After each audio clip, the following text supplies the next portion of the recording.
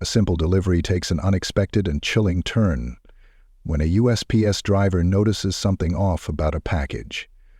At first glance, it seems normal, just another stop on the route, but a hidden detail sends her heart racing and forces her to make a choice no mail carrier should ever have to make. What would you do if you saw something that didn't feel right? Let us know in the comments below. Tiana Brooks had been delivering mail for nearly 5 years, and in that time she had seen it all. Porch thieves lurking in the shadows, angry dogs lunging at fences, and even the occasional person trying to bribe her into slipping their package ahead of others. But nothing had ever made her stop in her tracks like what she saw that afternoon. She had just pulled up to the last house on Cedar Oak Lane, a quiet street in Pineville, Kentucky. The neighborhood was nothing fancy, just a row of modest single-story homes, each with an overgrown lawn and a couple of worn-out lawn chairs sitting out front. The kind of place where people kept to themselves. She recognized most of the names on her route by now, but this house always gave her an eerie feeling. It wasn't the structure itself that unsettled her, it was the silence. No kids running outside, no dogs barking, no movement behind the curtains. Just stillness. And the fact that she had never, not once, seen the owners in person. Tiana parked her truck, grabbed the few small packages for the address, and made her way up the short driveway. As she reached the porch, she noticed something that made her pause. The largest package, wedged awkwardly between the others, had something peeking out from underneath it. At first, she thought it was a shipping label that had slipped loose, but when she looked closer, her stomach twisted. A crumpled piece of notebook paper, just barely visible under the edge of the cardboard box. Tiana hesitated. A note? Had someone dropped it? Or had it been placed there on purpose? Her pulse quickened as she set the other packages down and carefully lifted the larger box just enough to pull the paper free. The words were scrawled in uneven, frantic handwriting. "We are girls. Call 911. He's lying." Tiana's breath hitched. She read it again, her fingers gripping the paper so tight it started to crumple. "We are girls. He's lying?" She glanced over her shoulder, suddenly hyper-aware of how quiet the street was. She could hear nothing but the distant hum of her truck's engine. Her eyes darted to the door. It was slightly ajar. A deep unease settled in her chest. This wasn't something she could ignore. She pulled her phone from her pocket, her thumb hovering over the call button. She had the non-emergency line for the local police station saved. Reporting suspicious activity was part of her job, but this was different. She turned back toward her truck, about to make the call, when the door creaked open a little more. Tiana froze. A man stepped out, wiping his hands on his jeans. He was tall, disheveled, with a thin layer of sweat glistening on his forehead. He blinked a few times, as if adjusting to the sunlight. His face twisted into a strained smile. "Hey there," he said casually, his voice just a little too friendly. "Didn't hear you come up." Tiana forced herself to stay calm. "Just dropping off your packages," she said, slipping the note into her pocket. "Didn't want them sitting out too long." The man nodded slowly, his eyes scanning her face. He looked like someone who hadn't slept in days. "Appreciate that," he muttered. His gaze flickered to the packages, then to her hands, as if trying to see if she had touched anything she wasn't supposed to. Tiana swallowed hard. "Well, I'll be on my way," she said, stepping back toward her truck. Every instinct in her body screamed at her to run. But then, a sound. Faint, muffled, from inside the house. Tiana's heart slammed against her ribs. It was a child's voice. "Everything okay in there?" she asked, keeping her tone neutral. The man's jaw tightened. "Yeah," he said quickly. "Just my girls playing, you know how kids are." Tiana knew how kids were. And that wasn't the sound of kids playing. She glanced at the note again, hidden deep in her pocket. The words burned into her mind. "We are girls. Call 911. He's lying." A chill ran through her. She had to do something. But if she acted too fast, if she made the wrong move, she could put whoever was inside at risk. The man was watching her, waiting for her to leave. Tiana forced a smile. "Well," she said, inching back toward her truck, "you have a good one." She climbed into the driver's seat, her hands shaking as she gripped the wheel. The man didn't go back inside right away. He stood there, staring at her, his expression unreadable. Tiana turned the key, her truck rumbling to life. As she pulled away, she reached for her phone with one hand, her mind racing. She had a decision to make, and she had to make it fast. Tiana's hands were shaking as she gripped the steering wheel, her mind racing through every possibility. She had read the note. She had heard that sound. She had looked into that man's eyes. And everything in her gut screamed that something wasn't right. She couldn't just drive away. As she pulled to the end of the block, she parked her truck on the side of the road, just out of view of the house but close enough to watch. She pulled out her phone and hovered her thumb over 911. What if she was wrong? What if this was a misunderstanding? What if she called the cops and the man had an explanation? But what if she was right? The note was real. Someone inside had written it. Someone inside had needed help. Her breath came out shaky as she pressed the call button and brought the phone to her ear. The ringing felt like it lasted forever before the dispatcher's voice came through. 911, what's your emergency? Tiana's voice felt too loud in the silence of her truck. Hi, yes, I'm a USPS driver, and I think I just found a note from someone asking for help. I was delivering a package and I found a handwritten note under it. It said, "We are girls, call 911. He's lying." There was a pause. "Ma'am, can you confirm the address?" Tiana glanced at the house number through her side mirror. "Yeah, it's 847 Cedar Oak Lane, Pineville, Kentucky." "Okay, and did you witness anything else suspicious?" Tiana licked her lips. Yes." The man who answered the door looked nervous. He said there were kids inside, but I heard something that didn't sound right. It didn't sound like kids playing. The dispatcher's voice stayed calm. "We're sending officers to check it out. Are you in a safe location?" Tiana exhaled. "Yeah, I'm in my truck a few houses down. I don't think he saw me park here. Stay where you are for now. Officers will be there shortly. If anything changes, call back immediately." Tiana nodded, even though they couldn't see her. "Okay, thank you."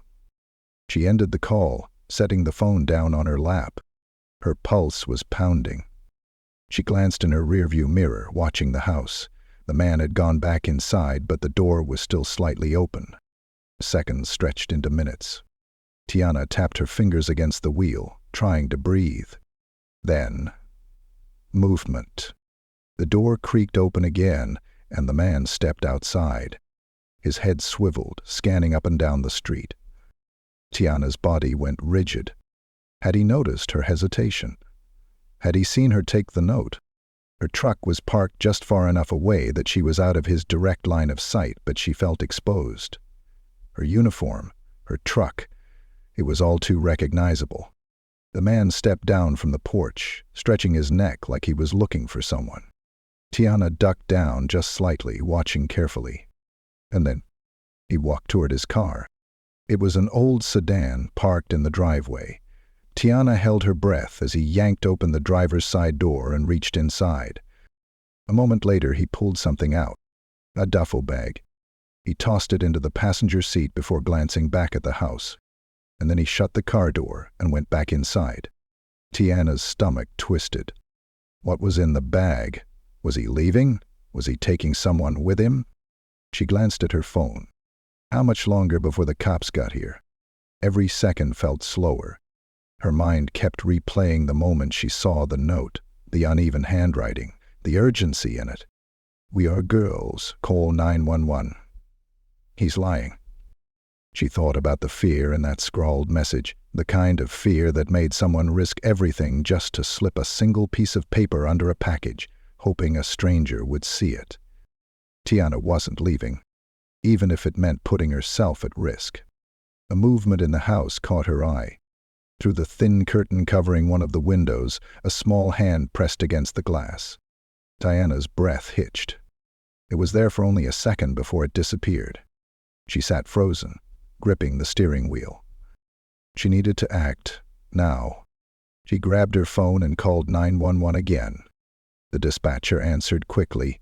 911, what's your emergency? I called earlier about the house on Cedar Oak. The man just put a bag in his car and... She swallowed, her pulse racing. I just saw someone. A child, at the window. They were pressing their hand against the glass. I think they're trying to signal for help.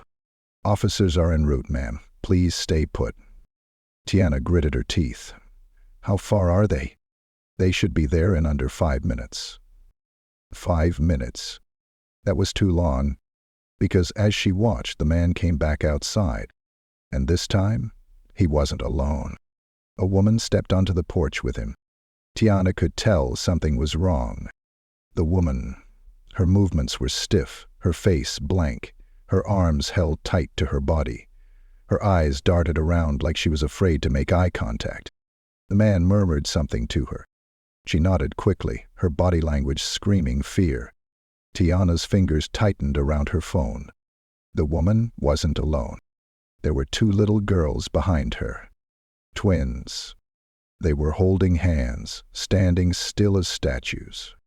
Tiana could see it from her truck, the way they looked terrified, the way they clung to their mother's legs, barefoot and wearing oversized t-shirts. Tiana's throat felt tight. The note. We are girls. Call 911.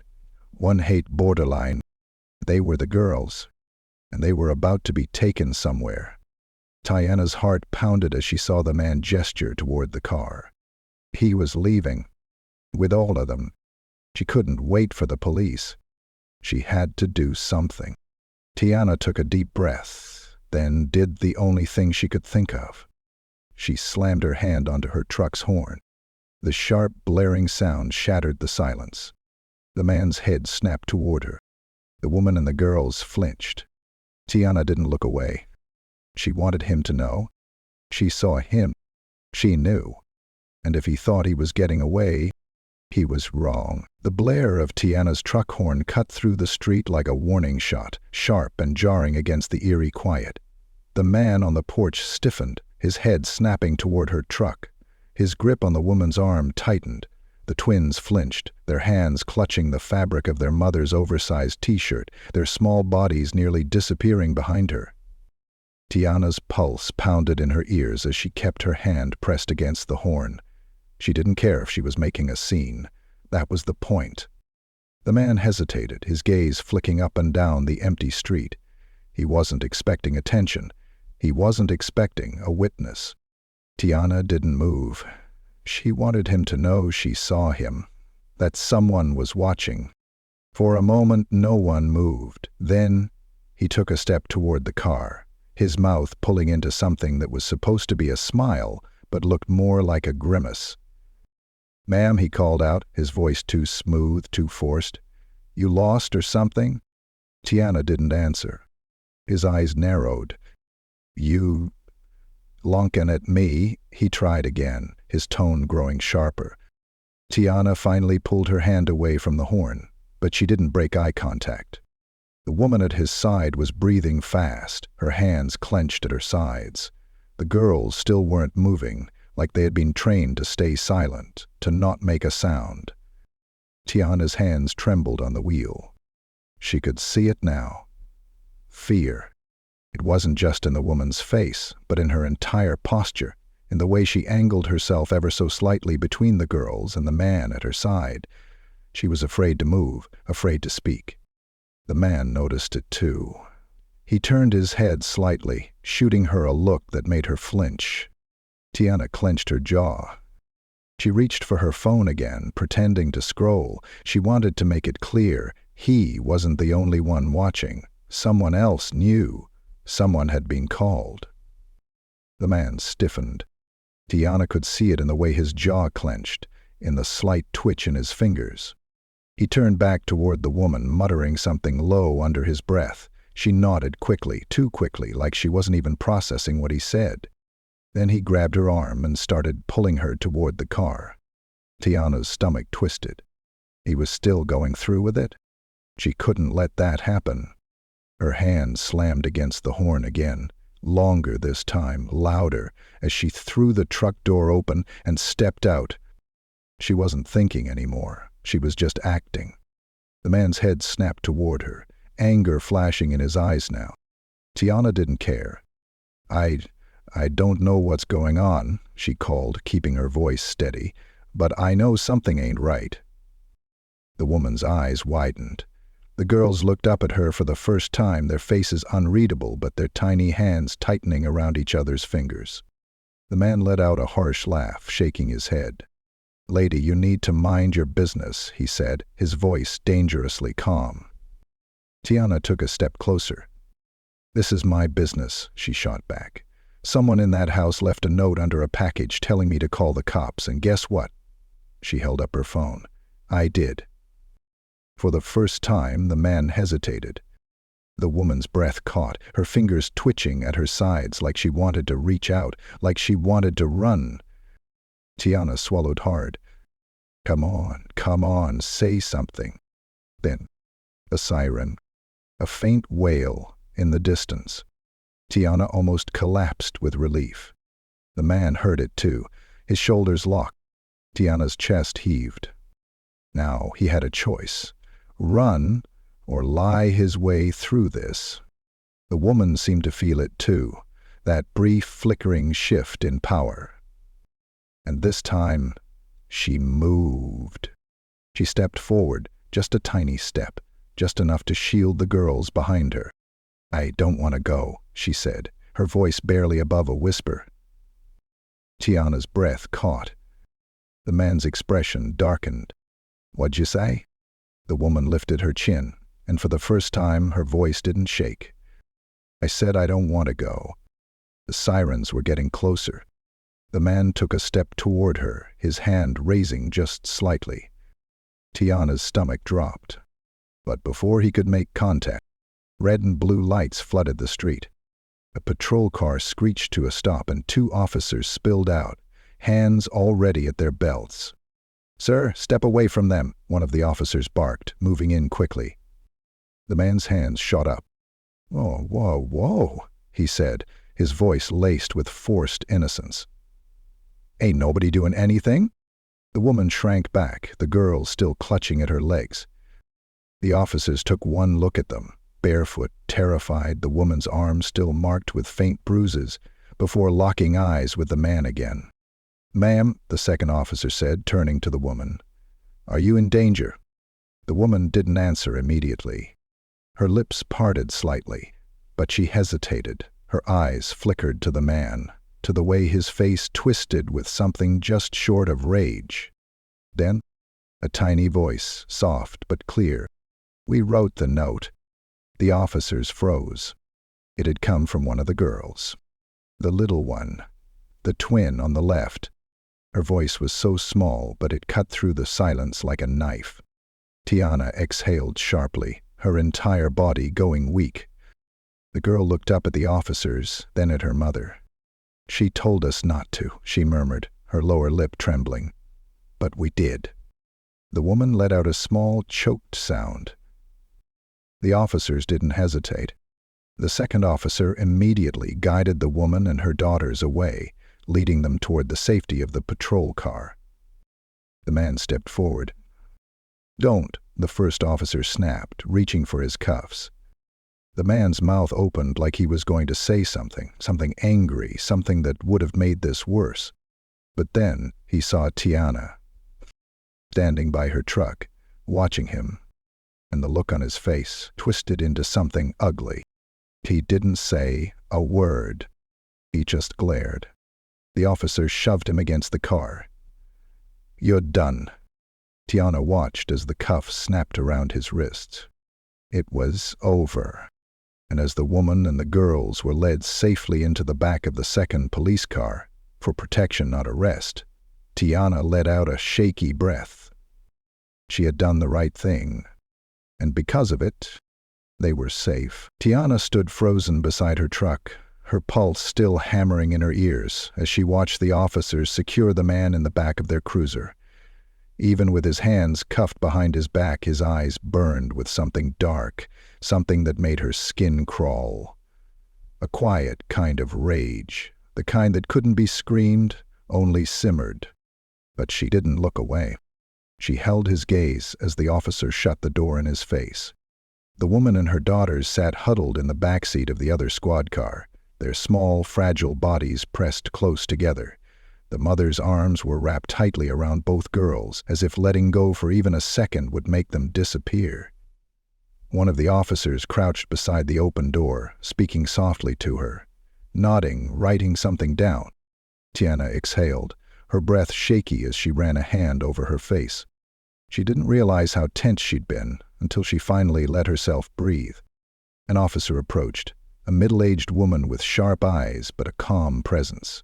Her badge read Sergeant Harper. "You were the one who made the call?" Tiana nodded, stuffing her hands into her pockets so the officer wouldn't see how badly they were shaking. Harper glanced back at the house, her jaw tightening. "That was smart. We've had suspicions about him before, but never enough to go off of. He's been careful." Tiana's stomach twisted. "What happens now?" Harper sighed, looking toward the squad car where the woman sat. "We take him in, get the full statement. Based on what we've already seen here, he won't be walking away from this easily." She paused, then softened slightly. "You saved them today." Tiana swallowed, glancing at the girls. "I just saw the note," she murmured. Harper gave a small shake of her head. "Most people wouldn't have paid attention to it. Most people would have walked away." Tiana didn't have a response to that, because she knew it was true. She could have left. She could have ignored the uneasy feeling, brushed it off as paranoia. She could have told herself it wasn't her problem. But those little girls would have still been trapped. Tiana glanced back at the mother, who was watching her now, her expression unreadable. Their eyes met. The woman hesitated, then slowly opened the car door. The officers around her tensed, but she only stepped out, her arms still wrapped around the girls as they clung to her. Tiana took a step forward instinctively. The woman's lips parted, like she wanted to say something, but the words caught in her throat. She looked down at her daughters, then back at Tiana. "Thank you." It was barely above a whisper. One of the little girls sniffled and wiped her nose on her oversized sleeve. Tiana felt something in her chest tighten. "You don't have to thank me," she said softly. I'm glad you're okay." The woman's fingers tightened around her daughters. "We weren't going to be." Tiana didn't know what to say to that. She wanted to ask, how long, how bad, what did he do? But she already knew the answers. The bruises on the woman's arms, the fear in her eyes, the way the girls had clung to her like lifelines. It wasn't just about today. It had been happening for a long time. The woman swallowed hard, looking over her shoulder at the man in the back of the police car. "He told me no one would believe me, that even if I left, I'd never be free of him." Tiana's throat burned. It was wrong. The woman's eyes flickered with something that had been buried deep for too long. Maybe it was hope. Maybe it was the first breath of relief she'd had in years. One of the girls tugged at her shirt. "Mommy!" The woman quickly wiped her eyes and crouched down, pulling them into her arms. Tiana watched as an officer gently guided them toward another cruiser, the one that would take them somewhere safe. Not a prison disguised as a home. Not back to him. Safe. The woman looked back once before getting inside. Tiana nodded. And then, just like that, they were gone. She stood there staring at the empty space where the car had been, letting it all sink in. The man in the back of the squad car was still watching her, his eyes dark and hateful. Tiana turned her back on him. She let the officers deal with the rest. His arrest, the paperwork, the neighbors peeking through their blinds, whispering about the USPS driver who blew the whole thing open. She climbed back into her truck, her hands still trembling as she set them on the wheel. It was over. Or at least, this part of it was. Her radio crackled. "T, you okay?" She blinked, realizing she had never responded to dispatch. She picked up the radio, her fingers tightening around it. "Yeah," she said after a moment. "I'm okay." Silence on the other end. Then, "You need a minute?" Tiana let out a breathless laugh, shaking her head. "I need a whole damn day." She could hear her supervisor chuckle before the static cut out. Tiana put the truck in drive and pulled away. As she turned onto the next street, she reached into her pocket, feeling the crumpled note still there. She didn't throw it away. She didn't need a reminder of what had happened. She just needed to hold on to it for a little while longer. Because some things you don't forget, and some choices, they change everything.